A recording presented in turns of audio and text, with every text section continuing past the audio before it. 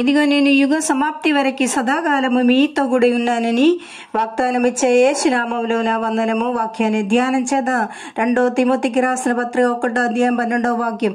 ఆ హేతువు చేత ఈ శ్రమలను అనుభవించుచున్నాను గాని నేను నమ్మిన వారిని ఎరుగుదును కనుక సిగ్గుపడను. నేను ఆయనకి అప్పగించదాన్ని రాబోచున్న దినము వరకు ఆయన కాపాడగలడని రూఢిగా నమ్ముచున్నాను. అపోస్తలుల పౌలుకి తెలుసు ఆయన ఎవరిని నమ్మి ఉన్నానని. అయితే మీరు కూడా నమ్మాలి, అంతవరకు ఆయన మమ్మల్ని కాపాడగలవాడని. హల్లెలూయా. మీరు కాపాడవలసిన సంగతులను దేవుడు కాపాడవలసిన సంగతులుంది. మీలో నిన్న ఆదరణకర్తను కాపాడుకు తన పరిశుద్ధాత్మ యొక్క అభిషేకం మీకు ఇచ్చి ఉంది.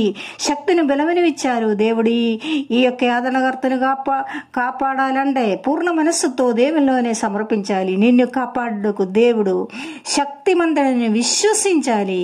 కీర్తన గ్రంథం 121 అధ్యాయం 4-7 వాక్యాలు. ఇశ్రాయేలుని కాపాడువాడు గునుకుడు నిద్రపోడు, యెహోవాయే నిన్ను కాపాడువాడు. నీ కుడి ప్రక్కన యెహోవా నీకు నీడగా ఉండును.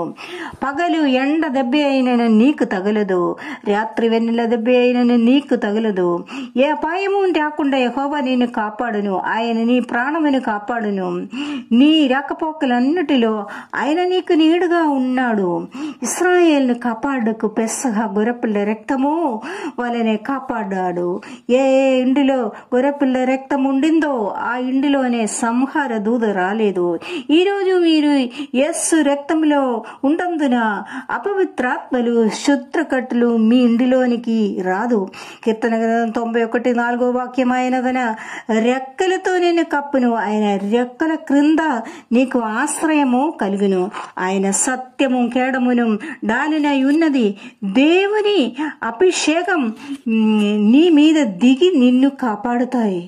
దేవుడు నీకు అగ్ని ప్రకారముగా ఉందును. మరలా అనేక మందు దేవదూతలను నీకు కావలిగా ఉండారు. హల్లెలూయా. కీర్తన గ్రంథం 91:10-11 వాక్యము. నీకు అపాయమేమీ రాదు, ఏ తెగులను నీ గుడారమును సమీపించదు. నీ మార్గములన్నిటిలో నిన్ను కాపాడుకు ఆయన నిన్ను గూర్చి దూతలను ఆజ్ఞాపించెను. హల్లెలూయా. ప్రపంచం మిమ్మల్ని బాధించదని భయపడవద్దు. మీరు దేవుని రెక్కల క్రింద ఉన్నారు. ఏ యొక్క అపాయాలు మీకు రాదు. యెషయా గ్రంథం 26వ అధ్యాయం 3వ వాక్యం. ఎవరి మనస్సు నీ మీదే ఆనుకున్నో వానినే నీవు పూర్ణ శాంతి గల వానిగా కాపాడదు. ఏలైనగా అతడు నీ యందు విశ్వాసం ఉంచి ఉన్నాడు. హల్లెలూయా.